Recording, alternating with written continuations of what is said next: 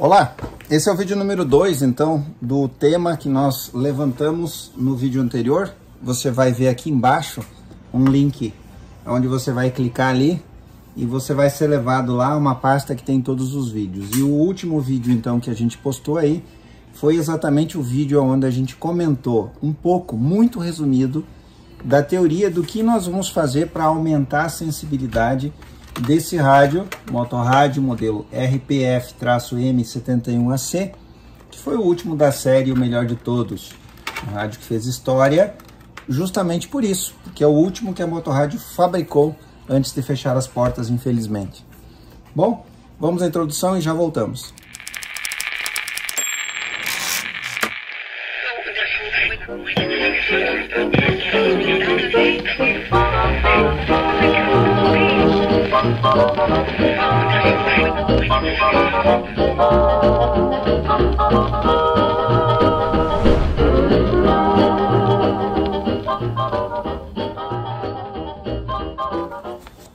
No vídeo anterior, a gente fez uma análise muito rápida do funcionamento do circuito do AM do rádio, principalmente a parte de AM. Comentamos rapidamente sobre FM, mas não era foco do vídeo. O vídeo anterior, vai lá na pasta e você vai encontrar vídeos anteriores em que a gente falou sobre o FM. Agora a gente fala sobre o AM, iniciamos no vídeo anterior, e hoje o que a gente vai fazer é o que dá para fazer na prática para aumentar a sensibilidade.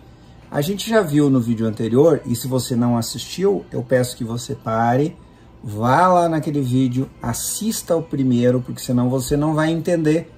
É mais ou menos como perder o trem na estação e querer pular no trem no meio da linha, né?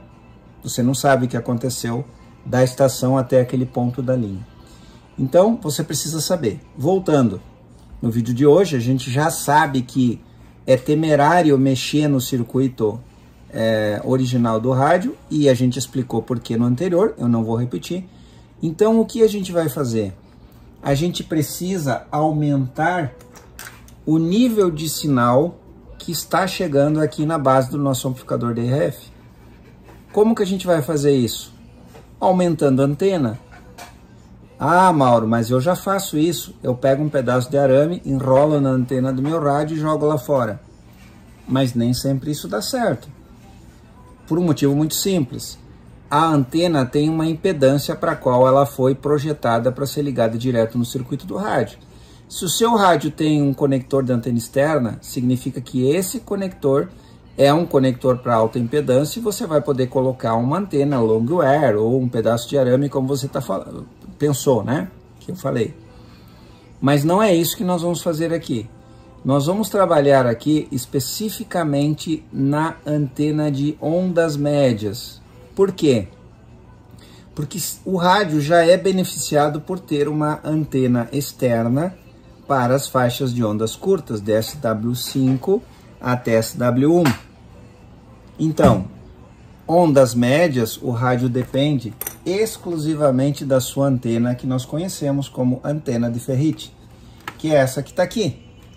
Vamos falar um pouquinho sobre o que é essa antena. A gente já falou em outros rádios? Sim, já falamos. Mas vamos falar mais sobre ela. Como é que o sinal se comporta? O sinal de ondas médias agora, ele é captado pela antena L204. Esse sinal, então, que vem pelo primário da antena, que é o maior enrolamento, ele é, então, transferido por indutância magnética para o secundário e é, então, passado pela chave de ondas e injetado exatamente lá naquele mesmo lugar, naquele capacitor imenso de 10 nanofarad, que vai parar na base do nosso amplificador DRF. Esse sinal, que é muito fraco, depende inteiramente do quê? Da permeabilidade magnética desse bastão de ferrite que está aqui, para que ele tenha o máximo possível de sinal e entregue a base do transistor. Vamos ver o que é isso? O que é o bastão de ferrite, como ele é feito, o que é o ferrite, o que é permeabilidade magnética. É um pouquinho de teoria que não tem como escapar. Se você não gosta de teoria, você não terá sucesso na implementação dessa mesma melhoria que você vai fazer, tenho certeza, aí nos seus rádios clássicos. Vamos lá, vamos entender então o que é isso. O bastão de ferrite é feito de um material cerâmico, e isso que é interessante, porém esse material, ele tem na sua composição, a maior parte da sua composição é feita de óxido de ferro. Então ele tem propriedades magnéticas. Sim, ele tem propriedades magnéticas, mesmo sendo um material cerâmico. Por isso é que você vai ver bastões de ferrite, você vai ver núcleos de transformadores, núcleos de indutores e bastante uso em radiofrequência, exatamente por essa característica. O núcleo do ferrite aumenta a eficiência da antena e captura os sinais que estão aí na atmosfera, principalmente em amplitude modulada. E essas antenas, elas são consideradas muito eficazes no mundo da eletrônica, né? Como que a antena é formada? Você tem um bastão, geralmente circular, mas não é uma regra. Existiram, por exemplo, rádios de bolso que não podia ter essa seção circular. Então ele tinha que ser um pouco mais chato e mais alongado. Funciona também. Nesse caso, nos rádios, digamos assim, o mais usual era que o bastão de ferrite fosse realmente redondo.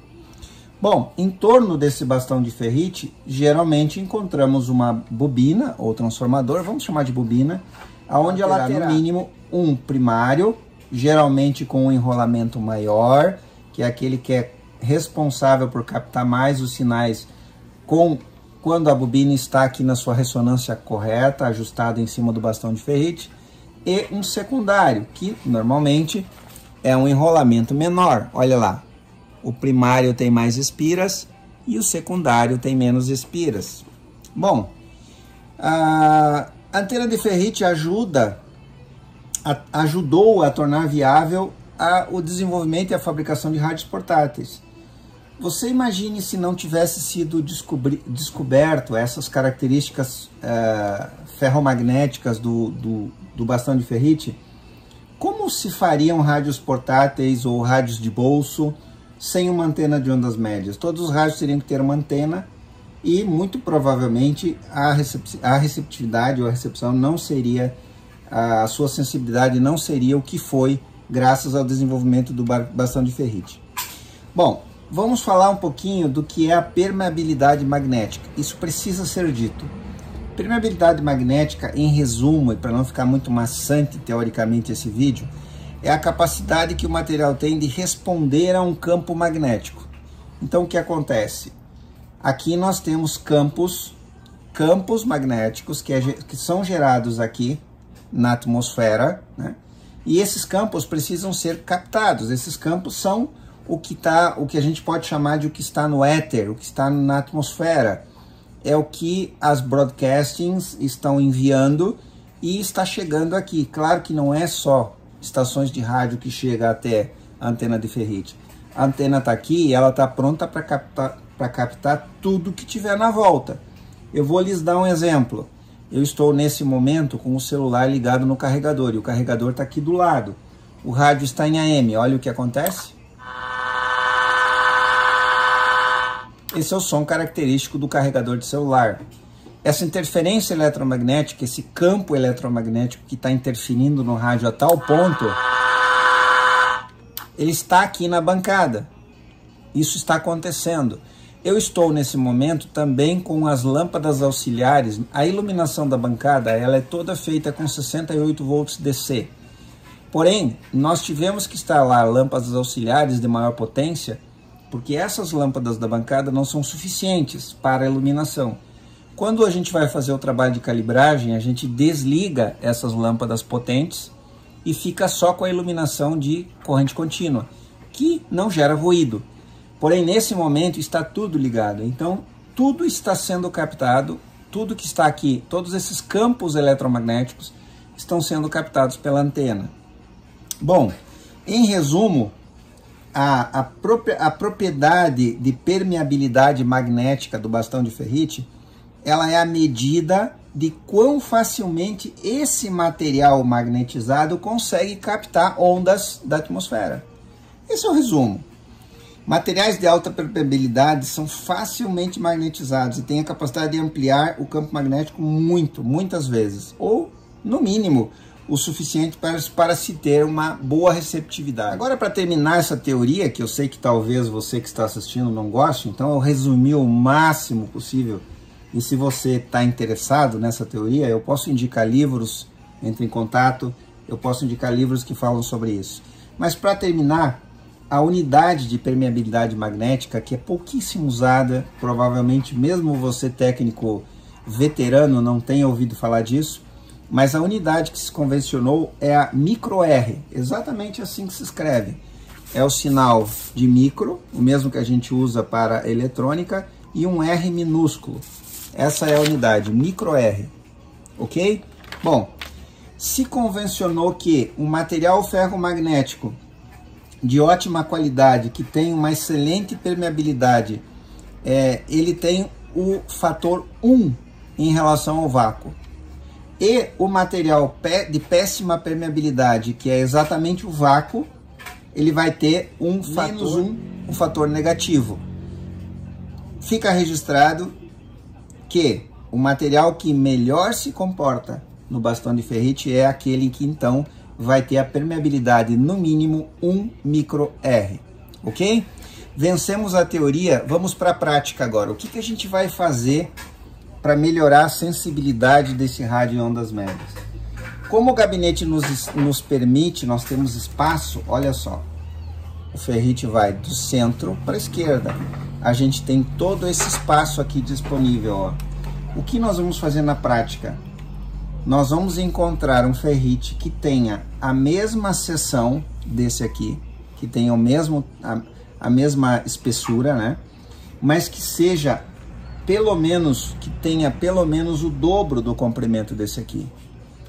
Lógico que se eu tenho uma antena e aqui ela tem esse diâmetro, esse tamanho, esse comprimento, e eu vou manter o mesmo diâmetro por causa da bobina, porque senão eu teria que trocar a bobina, eu teria que recalcular o circuito, porque aqui foi tudo dimensionado para usar essa bobina que veio de fábrica no rádio.